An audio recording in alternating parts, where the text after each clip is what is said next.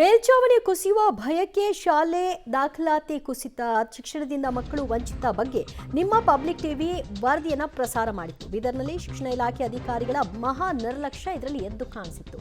ಕುಸಿದು ಬೀಳ್ತಾ ಇರುವ ಸರ್ಕಾರಿ ಶಾಲೆಯ ಮೇಲ್ಚಾವಣಿ ಬೀದರ್ ತಾಲೂಕಿನ ಹಳದಕೇರಿ ಗ್ರಾಮದ ಸರ್ಕಾರಿ ಶಾಲೆಯ ಕಂಡೀಷನ್ ಆಗಿತ್ತು. ಪಬ್ಲಿಕ್ ಟಿವಿ ವರದಿ ಬೆನ್ನಲ್ಲೇ ಇದೀಗ ಶಿಕ್ಷಣ ಇಲಾಖೆ ಅಧಿಕಾರಿಗಳು ಎಚ್ಚೆತ್ತಿದ್ದು ಸ್ಥಳಕ್ಕೆ ಭೇಟಿ ಕೊಟ್ಟಿದ್ದಾರೆ. ನಿರ್ಲಕ್ಷ್ಯ ವಹಿಸಿರುವವರ ವಿರುದ್ಧ ಶಿಸ್ತು ಕ್ರಮ ಕೈಗೊಳ್ತೀವಿ ಅಂತ ಭರವಸೆಯನ್ನ ಕೊಟ್ಟಿದ್ದಾರೆ. ಪಬ್ಲಿಕ್ ಟಿವಿಗೆ ಜಿಲ್ಲಾ ಪಂಚಾಯತಿ ಸಿಇಒ ಗಿರೀಶ್ ಬಡೋಲೆ ಪ್ರತಿಕ್ರಿಯೆಯನ್ನ ಕೊಟ್ಟರು.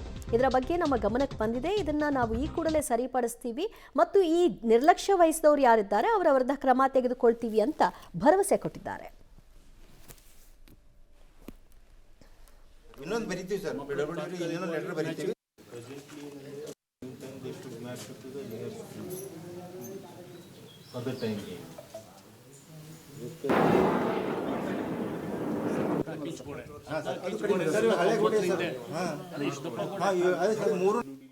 ಮೇಲ್ಛಾವಣಿ ಕುಸಿಯುವ ಹಂತದಲ್ಲಿದೆ. ಈ ಶಾಲೆಗೆ ಮಕ್ಕಳು ಬರೋದಕ್ಕೆ ಹೆದರುತ್ತಾರೆ. ಪೋಷಕರು ಕೂಡ ಮಕ್ಕಳನ್ನ ಈ ರೀತಿಯ ಜೀವಭಯ ಇರತಕ್ಕಂತಹ ಶಾಲೆ ಕಳಿಸೋದು ಹೇಗೆ ಅಂತ. ಹಾಗಾಗಿ ದಾಖಲಾತಿಯು ಕೂಡ ಕುಸಿತಕ್ಕೆ ಒಳಗಾಗಿತ್ತು.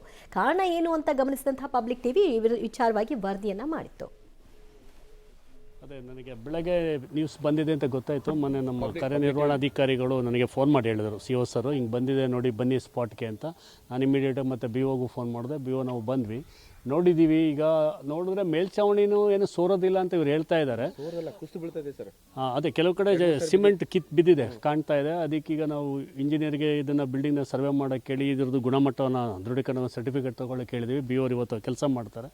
ಈಗ ಇದು ಅಷ್ಟೇ, ಈ ಬಿಲ್ಡಿಂಗ್ನ ನಾವು ಡೆಮಾಲಿಷ್ ಮಾಡಬೇಕಾ ಅಥವಾ ರಿಪೇರಿ ಮಾಡಬೇಕಾ ಅನ್ನೋದನ್ನ ಇಂಜಿನಿಯರಿಂದ ಒಂದು ಸ್ಪಷ್ಟ ವರದಿ ತೊಗೋತೀವಿ. ತೊಗೊಂಡ್ಬಿಟ್ಟು ಇದಕ್ಕೇನು ಬೇಕು ವ್ಯವಸ್ಥೆನ ಖಂಡಿತ ಮಾಡಿಕೊಡ್ತೀವಿ. ಆಯಿತಾ. ಮಕ್ಕಳು ದಾಖಲಾತಿ ಯಾಕೆ ಕಡಿಮೆ ಆಗ್ತಿದೆ ಅಂದರೆ ನೀವು ಹೇಳಿದ್ರೆ ಸ್ವಲ್ಪ ಈ ಥರದ್ದು ನೋಡಿ ಪೇರೆಂಟ್ಸ್ಗೆ ಇದಾಗ್ಬೋದು. ಬಟ್ ನಾವು ಅದನ್ನು ಖಂಡಿತ ಇದನ್ನು ವ್ಯವಸ್ಥೆ ಮಾಡಿ ಕೊಡ್ತೀವಿ. ಆಯಿತಾ. ಮತ್ತು ತಾತ್ಕಾಲಿಕ ಮಕ್ಕಳು ನಾವು ಇಲ್ಲಿ ಕೂರಿಸ್ಬೇಡಿ ಅಂತ ನಾವು ಫಸ್ಟೇ ಹೇಳಿದ್ದೀವಿ ಅವ್ರಿಗೆ. ಎಲ್ಲೆಲ್ಲಿ ಡ್ಯಾಮೇಜ್ ಇರ್ತದೆ ಮಕ್ಕಳು ಎಲ್ಲೂ ಕೂರಿಸ್ಬಾರ್ದು, ಸುವ್ಯವಸ್ಥಿತ ಜಾಗದಲ್ಲೇ ಕೂರಿಸ್ಬೇಕು ಅಂತ ಹೇಳಿದ್ದೀನಿ. ಅದನ್ನು ಮಾಡ್ತಾ ಇದ್ದಾರೆ.